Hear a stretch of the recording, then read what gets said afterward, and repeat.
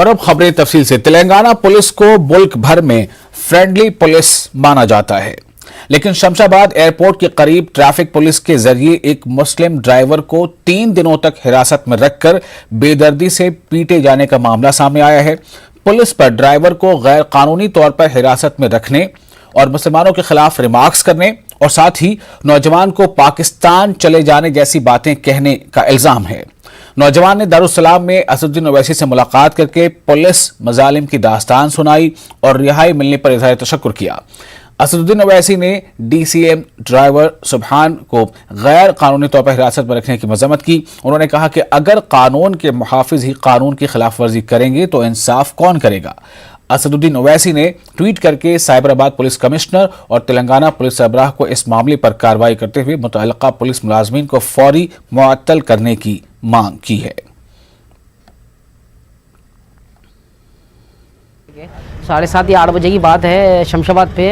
शमशाबाद जो है मंडी के पास, तरकारी मंडी के पास जो है ना, मेरे को जो है मैं गाड़ी से उतर पीछे से फ़ोटो खींचे ट्रैफिक वाले गार्ड, तो मैं उतर के उससे रिक्वेस्ट करा। साहब ही बोला, मैं बोला साहब आप जो है लॉकडाउन चल रहा, फ़ोटो में खींचो, छोटा किराया साहब कैंसिल करो, लेट करो। बोल तो ये नहीं करता रहे लंजागढ़ का बोल के वो मेरे को भारी मार के तो मैं मेरा हाथ कॉलर पकड़ लिया। मैं ऐसा हाथ मेरा गलती जो है मैं ट्रैफिक वाले पकड़ने से जो है फिर मेरे को 2 जने आके उठा के ले जाके जो है रूम में ऊपर जो है सेक्शन नीचे लाइन के पुलिस वाले, ऊपर सेक्शन 2 पे जो है ना वो ट्रैफिक वाले जो है 4 जने बम्बुओं से मारे मेरे को।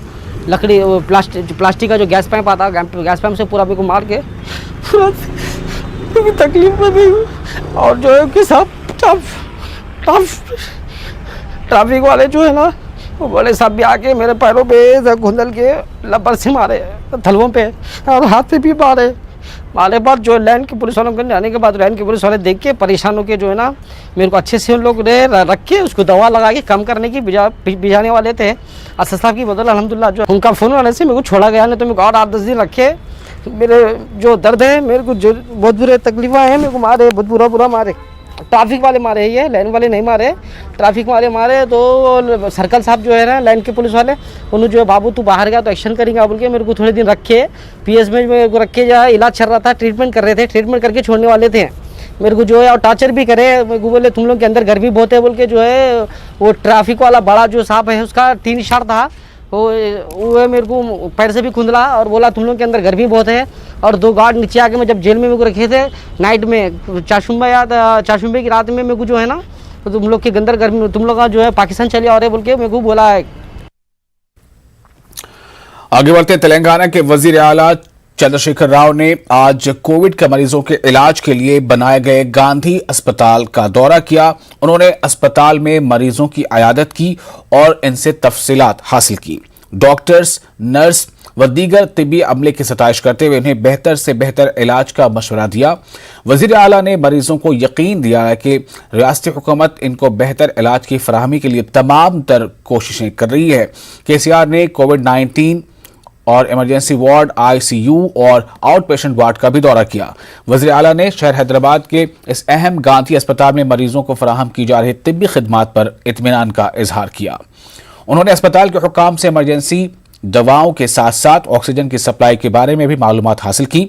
उन्होंने हिदायत दी कि दवाओं और दीगर चीज़ों के मुनासिब स्टॉक होनी चाहिए ताकि इस बात को यकीनी बनाया जाए कि मरीजों को बेहतर इलाज की सहूलत हासिल है।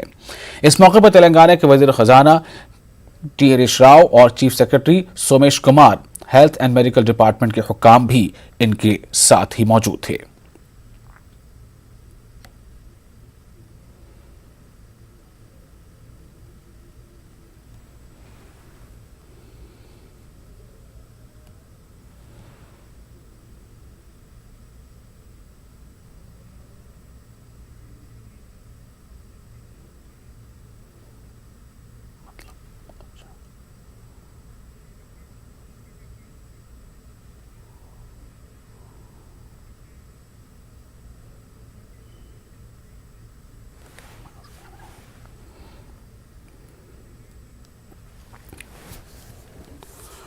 और आप देख सकते हैं किस तरह से यहाँ पर वजीर आला खुद अस्पताल में लोगों से वहाँ मिलकर उनका हालचाल ले रहे हैं।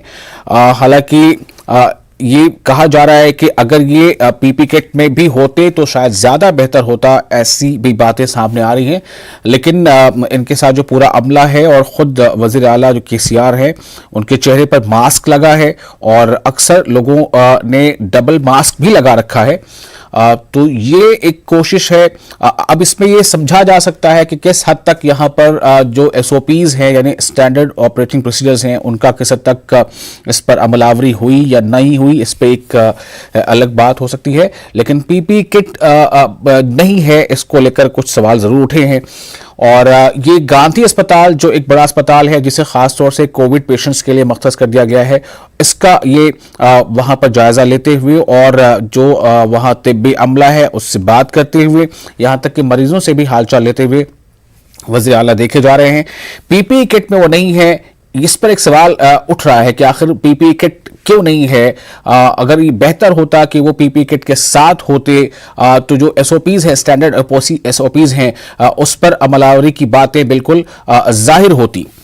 चूंकि जब भी कभी ऐसे मामले आते हैं तो जो हमारे लीडर्स होते हैं वो हमारे लिए सिर्फ लीडर नहीं होते बल्कि एक रोल मॉडल होते हैं। उन्हें देखकर लोग उस जैसा करने की कोशिश करते हैं। अगर यहाँ पर ये एसओपीज में या फिर जो कोविड का जो प्रोटोकॉल उसमें अगर ये शामिल है कि पीपी किट में होना, तो ये बहुत जरूरी था कि उनको इस पीपी किट के साथ होते, तो ये जो एहतियाती तदाबीर है वो और पुख्ता कही जा सकती थी।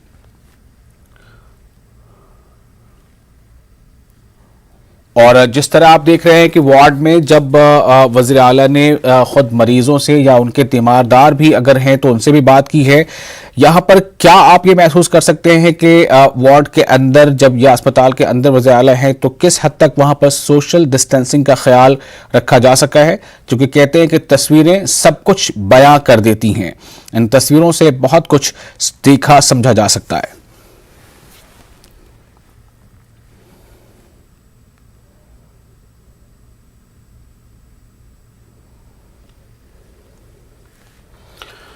तेलंगाना में घर घर फीवर सर्वे के दौरान अहम इंकशाफ हुआ है। बताया जा रहा है कि तेलंगाना में इस दौरान सर्वे के दौरान तकरीबन 3.5 लाख अफराद में कोरोना की अलामात जाहिर हुई हैं। हुक्काम मुश्तबा कोरोना अफराद को एम्बुलेंस के जरिए अस्पताल रवाना कर रहे हैं या घरों पर ही अद्वियात पहुंचाई जा रही हैं। तेलंगाना हुकूमत के मेडिकल बुलेटिन में गुज़श्ता 10 दिनों से लगातार कोरोना मामलों में कमी देखी गई है, लेकिन सर्वे में 3.5 लाख अफराद के मुश्तबा मामले सामने आने पर तशवीश का इजहार किया जा रहा है।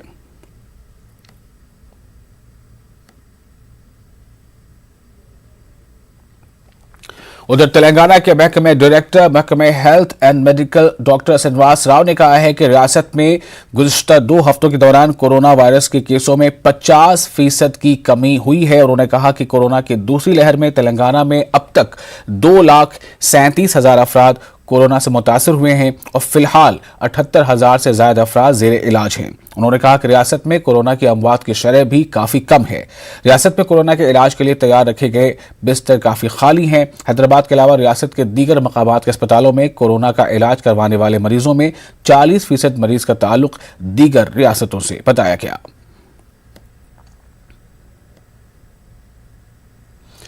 मरकजी ममलकती वज़ीर दाखिला जी किशन रेड्डी ने कहा है कि मरकजी हुकूमत ने तेलंगाना को वैक्सीन फराहम करने में कोई इम्तियाजी सलूक नहीं किया है। उन्होंने वाज़ेह किया कि मरकज रियासतों को उनकी ज़रूरत के लिहाज से टीका तकसीम कर रही है। किशन रेड्डी ने बताया कि मरकजी हुकूमत दिसंबर तक तमाम अफराद को टीका लगाने की यकीनी बनाने की कोशिशें कर रही है। जो वैक्सीनेशन सभी स्टेट को दे रहे वैसे ही तेलंगाना सरकार को दे रहे। तेलंगाना सरकार को कोई वैक्सीनेशन देने का रुकावट नहीं है, मगर तेलंगाना सरकार उसको स्टॉक कर रहे। क्यों उसको रोक रहे, किसको बताया नहीं।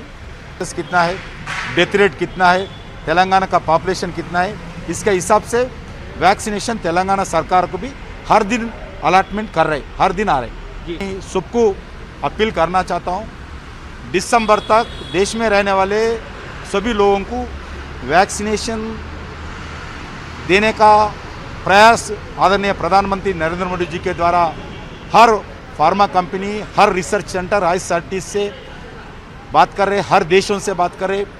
विदेशों में किधर किधर भी वैक्सीनेशन मिलता है उस देशों से वैक्सीनेशन का एक्शन प्लान बना रहे। अभी देश में मेरे ख्याल से दिसंबर तक सभी लोगों को वैक्सीनेशन देने का निर्णय आदरणीय प्रधानमंत्री जी किया है।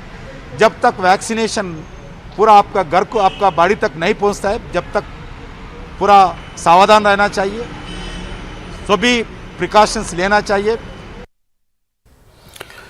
और तेलंगाना में कोरोना की सूरत हाल, लॉकडाउन पर रियासती काबीना का 20 मई को होने वाला इजलास मंसूख कर दिया गया है। रियासती वज़ीर आला के केसीआर ने तेलंगाना में लॉकडाउन में 30 मई तक तौसी करने का ऐलान किया है। हुकूमत ने लॉकडाउन में नरमी के औकात में कोई तब्दीली नहीं की है। वज़ीर आला ने रियासती वज़रा को हिदायत दी है कि वो देही इलाकों में कोरोना के फैलाव को रोकने पर तवज्जो मरकूज करें और टेस्टों की तादाद में इजाफे के साथ ऑक्सीजन की सरबराही को यकीनी बनाएं। ज़राए के मुताबिक महकमा सेहत के माहिरीन ने भी नरमी के औकात में इजाफे की मुखालफत की है। कोरोना की सूरत हाल पर हाईकोर्ट में 1 जून को समाअत मुकर्रर है और केस में इजाफे की सूरत में हुकूमत को हाईकोर्ट की बरहमी का सामना करना पड़ सकता है। समझा जा रहा है कि इसलिए लॉकडाउन में तौसी का फैसला किया गया है।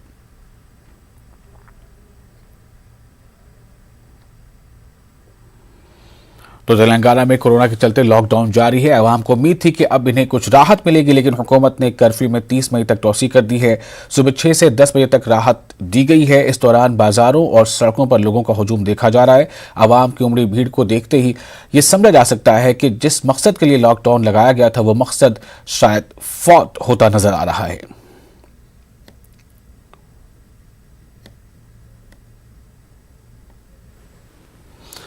कोविड टीकों का डोज हासिल करने हुकूमत तेलंगाना ने ग्लोबल टेंडर्स तलब किए हैं और तेलंगाना हुकूमत रियासत में कोविड-19 के टीकों के 10 मिलियन डोज हासिल करने के लिए ग्लोबल टेंडर्स तलब किए हैं। Johnson and Johnson company Telangana में कोविड वैक्सीन तैयार करेगी। तेलंगाना में वाक़ फार्मा कंपनी के साथ मिलकर जॉनसन एंड जॉनसन कंपनी काम कर रही है। वाज़ेह है कि तेलंगाना में मुसलसल 5वें दिन कोविड के टीके अंदाजी का अमल रुका हुआ है।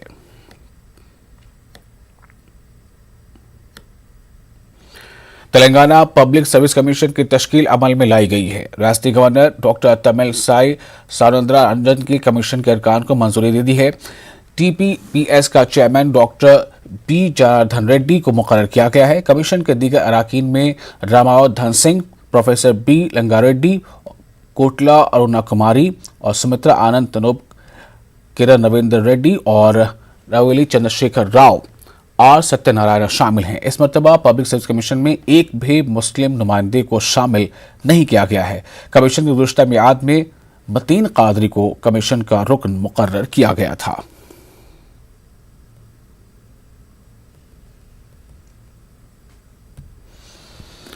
और खबरों में आगे बढ़ते हैं। हम आपको ये बता दें कि मुल्क में गुज़श्ता साल से आलमी महलिक वबा का कहर जारी है। बढ़ती पॉजिटिव मामलों की वजह से अवाम को मुश्किलात का सामना है। दीगर अमराज से मुतासिर अफराद को शदीद मुश्किलात पेश आ रही हैं।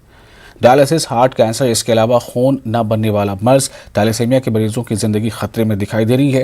हैदराबाद के इलाका शिवरामपल्ली में वाक़ थैलेसीमिया स्किल सेल सोसाइटी के जिम्मेदारान और मरीजों ने अवाम बिलखुसूस नौजवानों से खून का अतिया देकर थैलेसीमिया मरीजों की जान बचाने के लिए आगे आने की अपील की है। तेलंगाना गाह समिति के अरकान ने खून का अतिया दिया।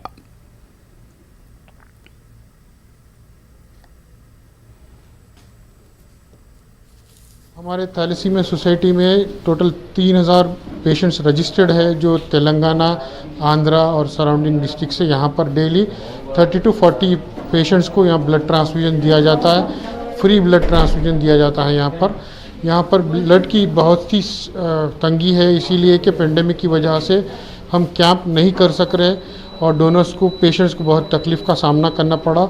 नौजवानों से गुजारिश है, आगे आके ब्लड डोनेट कीजिए थैलेसीमिया में। आज हमारे समाज की तरफ से थैलेसीमिया साइकिल सेल सोसाइटी में ब्लड देने के वास्ते आया। सिर्फ मैं अकेला नहीं हूँ, मेरे साथ मेरा साथियों में 20 से 25 आदमी आए हैं हमारे सोसाइटी का। तो ऊपर वाला के शुक्र गुजार हूँ। हम लोग के लोगों को 1 यूनिट ब्लड देके, एक आदमी एक यूनिट ब्लड देके लोगों को जान बचा पा रहे हो। और हमारा रिक्वेस्ट है, हमारे बंगाली समाज की तरफ से हर सोसाइटी को रिक्वेस्ट है कि यहाँ पे थैलेसीमिया साइकिल सेल सोसाइटी में हम महबूबनगर से आ रहे। रिसेंटली फादर की डेथ हो गई और ग्रैंडफादर की भी डेथ हो गई घर पर, तो हम लोग को इतना नॉलेज नहीं थी। हमारे पापा आते थे हमेशा ट्रांसफ्यूशन के लिए, और फ़िलहाल तो कोविड की तरफ से कोई भी डोनर्स नहीं मिल रहे, ब्लड के लिए भी प्रॉब्लम हो रही। तो मैं सबसे रिक्वेस्ट, कोविड पेशेंट्स के लिए भी मदद कर रहे हैं ना सब, तो वैसे ही थैलेसीमिया के लिए भी देखिए, if we give blood then we can save once life, so I request please. मेरा नाम BR नायक है। ये मेरी बच्ची है विंध्याश्री। 3 महीने की बच्ची है। जब से इनको थैलेसीमिया बोल के फाइंड आउट हुआ, जब से हम इनको ब्लड चढ़ा रहे। ये इन लोगों को क्या है बोले तो हर 15 से 20 दिन के बीच में ब्लड चढ़ाना पड़ता, 2 पैकेट्स से। इसीलिए अब ब्लड का ये कोरोना के वजह से ब्लड का प्रॉब्लम हो रहा। मैं यूथ से स्पेशली अपील करना चाह रहा हूँ कि ब्लड डोनेट करिए। ये कोरोना के पीरियड में बहुत सारे प्रॉब्लम हो रहा। 6 महीने से सुना, बच्ची 6 महीने की थी जब से सुना ब्लड जैसे चढ़ा रहा हूँ मैं। तो ये ब्लड कितने दिन में एक बार आपको? महीने में 2 बार जैसे चढ़ाना पड़ रहा है। महीने में 2 बार जी। जो सुना जितने भी थैलेसीमिया के जो हॉस्पिटल है यहाँ पर भी आइए, और जो सुना जितने भी बच्चों को जो सुना खून डोनेट करिए आप लोग। इनको 6 मंथ्स की बेबी जब थे उन्होंने, तब से इनको ब्लड ट्रांसमिशन होता। एवरी 15 डेज़ में इनको यहाँ पे लाना पड़ता और 2 यूनिट ब्लड चढ़ाना पड़ता। अभी की सिचुएशन ऐसी हो गई कोरोना की वजह से कि कोई आगे नहीं आ रहे ब्लड देने के लिए, बट ऐसे बच्चों के लिए हमको हमेशा ब्लड की ज़रूरत पड़ती। B1 100% आयुर्वेदिक एनर्जी और इम्यूनिटी सप्लीमेंट पेश करते हैं आज की सुर्खियां।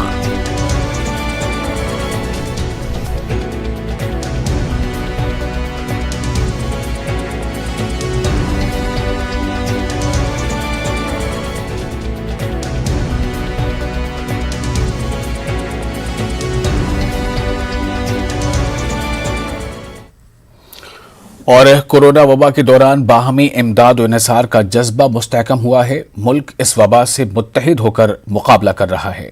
टीकाकारी के ऐलान के बाद हम बेहतर ताउन करें, जिससे हम कोरोना को मात देने की जानिब कदम बढ़ा सकें। नेटवर्क 18 इस मुहिम में हर कदम पर आपके साथ रहेगा। जब तक सभी महफूज नहीं, तब तक कोई महफूज नहीं होगा। इसी सोच की बुनियाद पर हमारी मुहिम संजीवनी का मकसद ये यकीनी बनाना है कि वैक्सीन पाना सभी हिंदुस्तानियों का हक है।